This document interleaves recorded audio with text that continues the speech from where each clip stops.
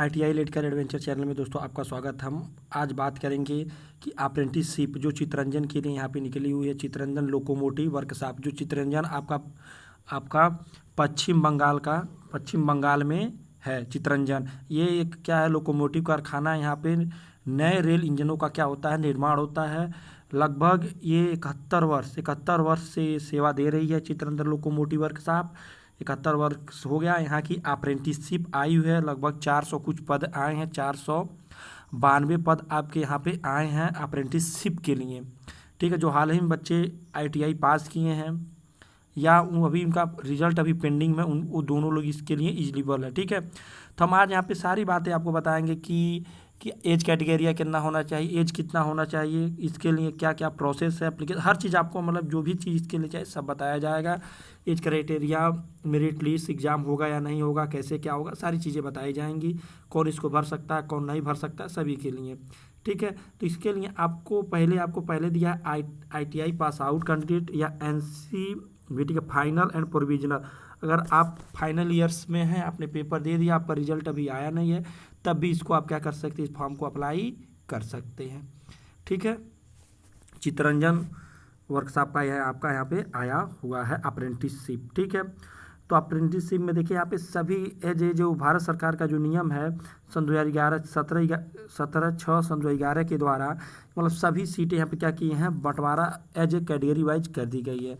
ठीक है, सबसे ज़्यादा सीट आपके फीटर के यहाँ 200 सीटें हैं, जिसमें से फीटर की जिसमें से आपको ST SC 7.5%, SC को 15%, OBC को 27% यहाँ पे सीटें दी गई हैं। और जो बची हैं आपकी 50% में 101 सीटें आपको फीटर को दे दी गई हैं।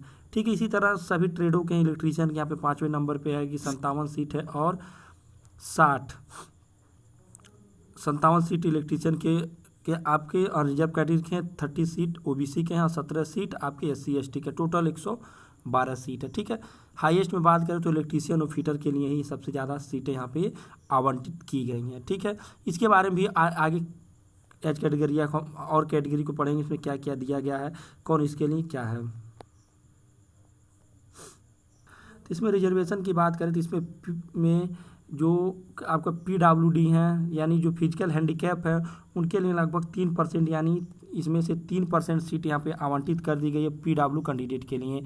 जैसे लगभग जो यहाँ के PW कैंडिडेट हैं उनके लिए यहाँ पे आवंटित कर दी गई लगभग 15 सीटें, और 15 ही सीटें आपके एक्स सर्विसमैन के लिए यहाँ पे आवंटित कर दी गई हैं। ठीक है, आगे चलते हैं। हम एज की बात करते हैं, यहाँ पे एज लगभग आपका कितना होना चाहिए, 15 से 14 वर्ष, 15 से 24 ईयर्स। ये अनरिजर्व कैटेगरी की बात कर रहे हैं। ठीक है, मिनिमम एज का आपका एज 15 साल होना चाहिए, और आपका जो अधिकतम एज होना चाहिए 24 ईयर्स आपका होना चाहिए। ठीक है, 24 ईयर्स आपका एज होना चाहिए, इससे ज़्यादा की एज नहीं चाहिए। एज ए कैटेगरी इन्होंने छूट दी है, OBC के लिए 3 साल और SC ST के लिए 5 साल इन्होंने अलग से छूट दी गई है।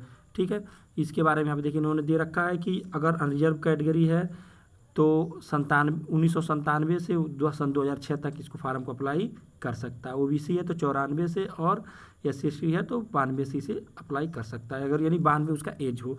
उसके अलावा अगर मान लीजिए PW पर्सन है तो इसके लिए एज रिलैक्सेशन आपका 10%, आपका 10 वर्ष दिया गया है। PW कैंडिडेट के लिए यहाँ पे कितना दिया गया है, 10 वर्ष दिया गया है। अब प्लस अगर OBC है तो 13 साल हो जाएगा, जर्नल है तो 10 साल है, SC ST है तो उसे 15 साल का एज कैटेगरी यानी छूट दिया जाएगा। ठीक है, आगे चलते हैं हम। क्वालिफिकेशन की बात करें तो क्वालिफिकेशन आपके यहाँ पे ITI होनी चाहिए, NCVT से। SC ST नहीं, SCVT नहीं चलेगा, NCVT से आपकी ITI होना चाहिए, 10th प्लस ITI वो आपका होना मस्ट है। ठीक है, तभी आप यहाँ पे अप्लाई कर सकते हैं। फिर इन्होंने कहा है कि अगर आपने हाई स्कूल इंटर कर रखा है तो CPOC से अगर पास हैं तभी आप इस फॉर्म को अप्लाई कर सकते हैं। ठीक है, इसमें कोई नहीं है। अब क्या है, हाउ टू अप्लाई। तो आपको देखिए जो अप्लाई की बात करें तो अप्लाई आपको, आप देखिए कोई भी अप्रेंटिस है तो आपको apprenticeshipindia.org पे जाके आप पोर्टल पे रजिस्ट्रेशन करना होगा। फिर वहाँ से चूज करके आपको यहाँ पे इस्टेब्लिशमेंट करके यहाँ पे आपको आना पड़ेगा। ठीक है, डायरेक्टली नहीं, पोर्टल पे सब चीज़ आपका फ़ोटो, सिग्नेचर, जितना भी डॉक्यूमेंट है सब चीज़ पे इसी पोर्टल पे अपलोड कर देना है। ठीक है, तो इसी पर आपको करना पड़ेगा, तभी आप इस अप्रेंटिस के लिए एलिजिबल हो पाएंगे। या फॉर्म को यहीं आपका सबमिट हो जाएगा। ट्रेनिंग पीरियड और स्टाइपेंड की बात करें, ट्रेनिंग पीरियड में आपको स्टाइपेंड के नाम, स्टाइपेंड मतलब जो पैसा मिलेगा, ठीक है। अगर ट्रेनिंग में आप रहते हैं तो उसे सैलरी नहीं कहते हैं, स्टाइपेंड कहा जाता है, यानी गुजारा की तरह। स्टाइपेंड आपका लगभग यहाँ पे मिलेगा। देखिए हर एक क्या बोलते हैं, हर एक स्टेट का अलग अलग होता है। कहीं पे 8,802 रुपये होता है, कहीं 7,000 होता है, ठीक है। इसी तरह हर एक स्टेट का अलग अलग होता है। अगर मुंबई में ही रहेंगे तो कुछ और पैसा मिलेगा, कारवार में रहेंगे तो कुछ और पैसा मिलेगा, आंध्र प्रदेश में रहेंगे तो कुछ और मिलेगा। सब जगह का ये फिक्स नहीं है। अप्रेंटिस रूल के हिसाब से हर स्टेट के हिसाब से आपको पैसा वहाँ पे प्रोवाइड किया जाता है, ठीक है। मोड ऑफ सिलेक्शन की बात करें तो मोड ऑफ सिलेक्शन यहाँ पे कोई भी आपका एग्ज़ाम नहीं होगा, कोई भी मौखिक एग्ज़ाम या कोई भी आपका रिटन टेस्ट नहीं होगा। हाई स्कूल यानी 10th के बेस पे यहाँ पे आपका सिलेक्शन होगा। हाई स्कूल में आप अगर आपका क्या बोलते हैं, हाई स्कूल में अगर आपकी मेरिट अच्छी रहेगी तो आपको यहाँ पे बुलाया जाएगा, ठीक है। आपको बुलाया जाएगा, अदरवाइज को छोड़ दिया जाएगा, ठीक है। बस हाई स्कूल पे यहाँ पे कोई भी आपका एग्जामिनेशन नहीं होगा, ठीक है। बहुत अच्छी बात है।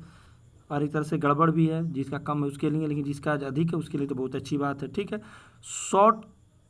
जो भी शॉर्ट लिस्टेड आपके कैंडिडेट है, यानी उसके बाद बच्चों को जो भी अप्लाई करेंगे उनके शॉर्ट लिस्ट बनाई जाएगी। जो शॉर्ट लिस्ट में जो भी बच्चे आएंगे उनको ईमेल कर दिया जाएगा कि तुम्हारी भाई सिलेक्शन के लिए सिलेक्शन हो चुका है, अब अपना DV आपको यहाँ पे आके कराना है, डॉक्यूमेंट वेरिफिकेशन, ठीक है। और मेडिकल भी आपको होता है। अप्रेंटिस में देखिए मेडिकल भी होता है और डॉक्यूमेंट वेरिफिकेशन, तो दोनों चीज़ होता है, ठीक है। अगर आपके पास कोई हाईएस्ट क्वालिफिकेशन है, हाईएस्ट में समझ रहे हैं, यानी BA है, BSc है, तो यहाँ पे उसका कोई वेटेज नहीं दिया जाएगा। सिर्फ आपके 10th प्लस ITI का ही यहाँ पे महत्व है। अगर बस 10th प्लस ITI का ही महत्व है, प्लस आपका जो भी मेरिट बनेगा हाई स्कूल के बेस पे बनेगा। ओनली वन हाई स्कूल आपका BA BSc किसी का नहीं बनेगा, ओनली 10th का आपका बनेगा, ठीक है।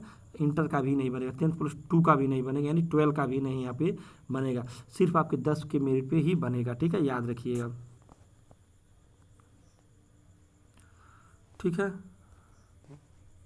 उसका इम्पोर्टेंट नोटिस देखिए, पहली बात इन्होंने बहुत देखिए मोड़े हेडर एकदम पूरे यहाँ पे बोल्ड एडिटर में इन्होंने लिख दिया, candidate please not this that the not an employment. ये किसी प्रकार की एम्प्लॉयमेंट नहीं है, यानी किसी प्रकार के आप यहाँ पे एम्प्लॉय के लिए देखिए, यानी आपके लिए किसी प्रकार का एक रोजगार नहीं है, ठीक है। बस 1 साल का आपका ट्रेनिंग है, ठीक है, याद रखिएगा, पहले ही कह दिया है।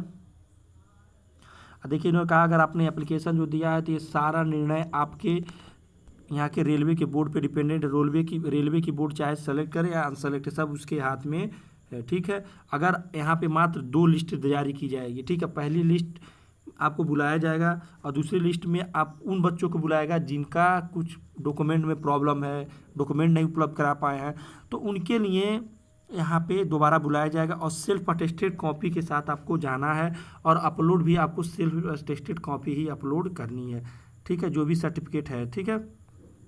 अगर आप कोई भी फर्जी काम करते हैं, फर्जी सर्टिफिकेट लगाते हैं, तो आपके ऊपर कब FIR भी हो सकता है। देखिए इन्होंने लिख दिया है कि अगर फर्जी डॉक्यूमेंट, फर्जी कुछ भी आप गलत करते हैं, फर्जी चीज़ यूज करते हैं, तो आपके ऊपर FIR भी हो सकता है, ठीक है। आगे इन्होंने दिया है अगर अब यहाँ पे आपकी यहाँ पे पूरी PDF ही ख़त्म हो चुकी है, ठीक है।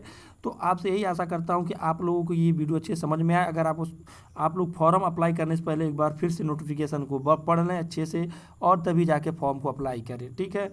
इसी तरह न्यू स्पेसिमेंट के लिए, ट्रेनिंग के लिए, अप्रेंटिस के जो भी चीज़ आते रहेंगे हम आपको इन्फॉर्म करते रहेंगे। आज के लिए इतना ही, फिर मिलते हैं नेक्स्ट टाइम में।